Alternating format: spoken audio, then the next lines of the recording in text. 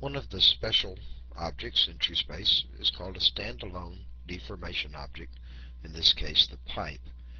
When we bring it up, we're going to right click and drag up to add additional floors or vertical selections along the length of the cylinder. You have to do this before any manipulations, because after you begin to manipulate you cannot alter the number of floors. We'll move this object up and change our view a bit. Now we'll bring in a couple of pre-made objects. We have a bottle and a funnel.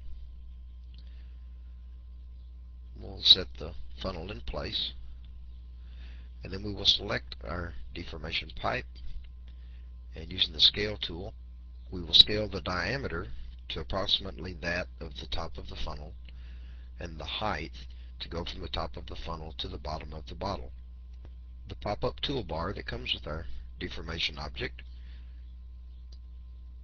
in this example is already selected. We've already selected to work simply on the z-axis separations, and we've been able to scale, and one by one we're going to go through and scale down each level to approximately match that of the interior of our funnel, and then as we move down also to match the interior of our bottle. All these things can be changed again at a later time. In fact, these movements can be keyframed.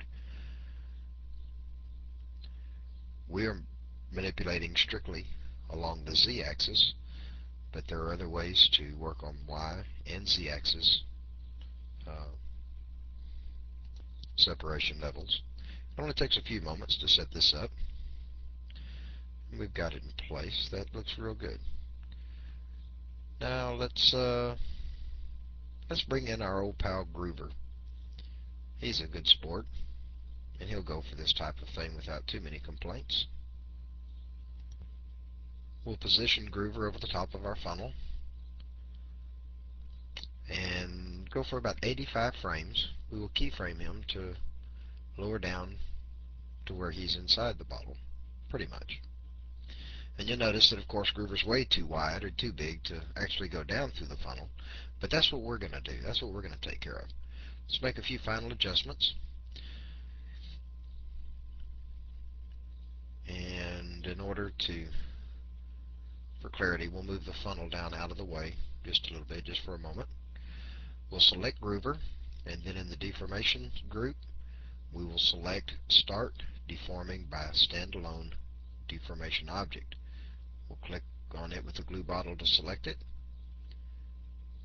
and then reposition our funnel. And now let's watch what happens.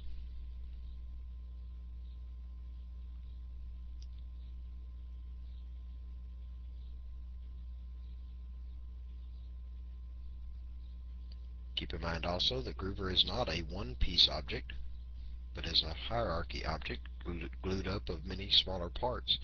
But TrueSpace doesn't mind. It takes all these objects, puts it together, and here we have bottled good stuff. It doesn't always have to contain alcohol.